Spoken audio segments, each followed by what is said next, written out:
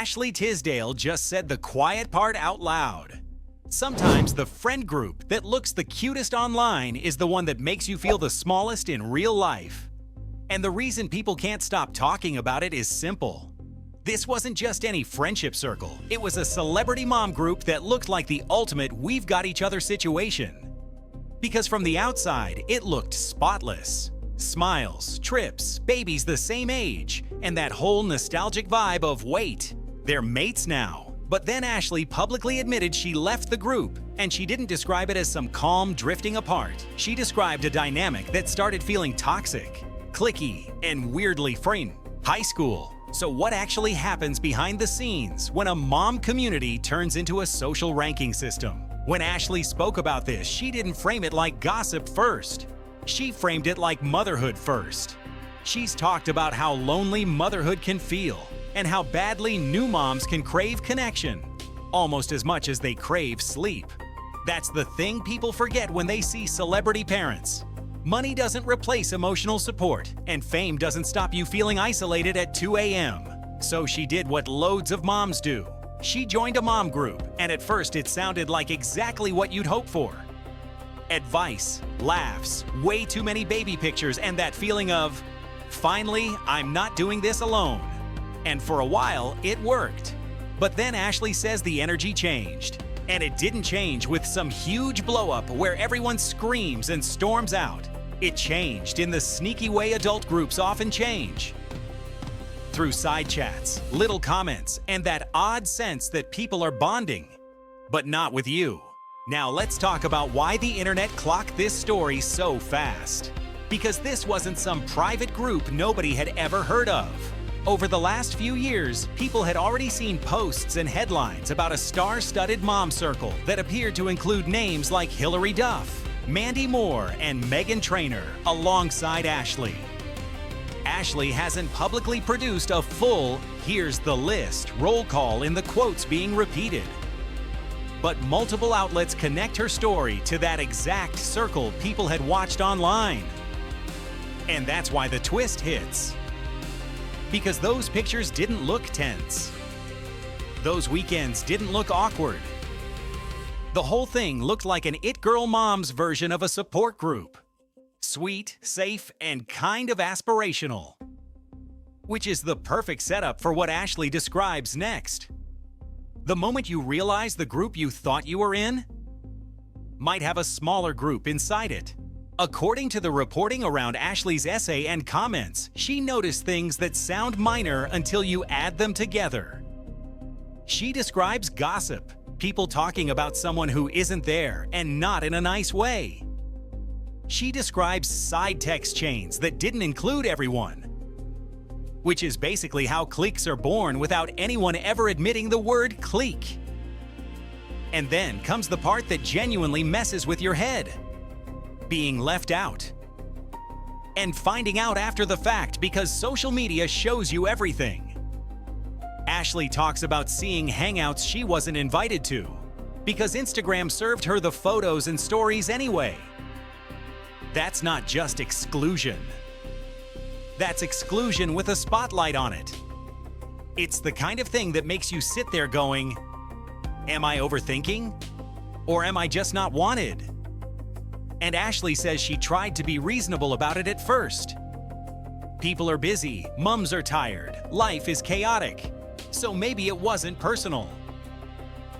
But when it happens again, and again, it stops feeling like scheduling and starts feeling like a pattern. One of the most uncomfortable details Ashley shared is also one of the simplest. She describes being at a mom dinner and noticing where she was seated. At the end of the table, away from the rest of the women. And if you've ever been in a group that's quietly freezing you out, you already know how loud a small thing like that can feel. Because nobody has to say, "You're not part of us," when the room layout says it for them.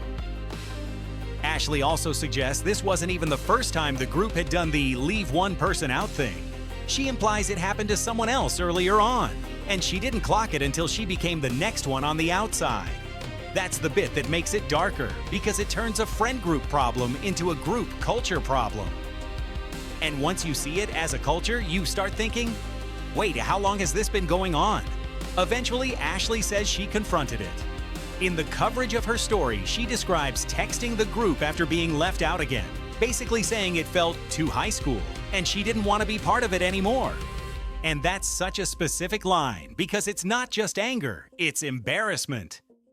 It's that feeling of, I can't believe I'm a grown adult with kids and I'm still dealing with the same social games. And then comes the awkward aftermath.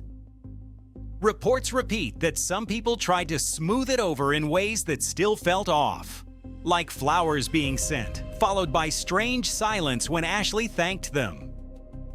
Another explanation that's been reported is that someone tried to claim everyone assumed Ashley was invited to things and just didn't show up, which made Ashley question why nobody ever asked where she was if that was true.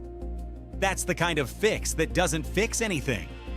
It's polite on paper, but it doesn't answer the real question. Why did the group keep moving without you, and nobody noticed you weren't there? And Ashley's stance, as repeated in coverage, is interestingly measured. She says she didn't necessarily think the moms were bad people, but she didn't think the dynamic was healthy for her. That framing matters because she's not selling a villain story. She's describing what it feels like to be slowly edged out by a social system nobody will admit exists. Now here's where the internet did what it always does. It started connecting dots. Ashley didn't come out and publicly name individuals in the reporting that's driving this story. But because outlets have connected her mom group story to a circle with very famous names, people started watching social media like it was evidence. The Independent, for example, reported changes like her no longer following Mandy Moore, which poured petrol on the speculation. Other entertainment coverage has also pushed the idea that unfollows involved additional names. And that's exactly how online theory turns into certainty overnight. But it needs saying clearly. Unfollow rumors and fan.connecting are not proof of who did what. And nobody should be harassing anyone based on guesswork. Because the heart of Ashley's story isn't go attack this celebrity. The heart of her story is if a group consistently leaves you drained instead of seen. It's okay to walk away, even if it looks perfect on Instagram. And that's the part that sticks. The story isn't just celebrity tea. It's the uncomfortable reminder that community can quietly turn into a popularity contest. And you might not realize you're losing until the photos prove it. Sometimes the most isolating place isn't being alone. It's being on the edge of a group that keeps acting like you're not there. So yeah, this might be Hollywood mums and headlines. But the feeling underneath it is painfully normal. You can be successful, loved, and doing everything right, and still end up questioning whether you're cool enough for your own friends. If you've ever had a friendship circle that made you feel anxious instead of safe, you already understand why Ashley leaving wasn't dramatic. It was a boundary. And if this story proves anything, it's this. The prettiest group photo can hide the messiest group chat.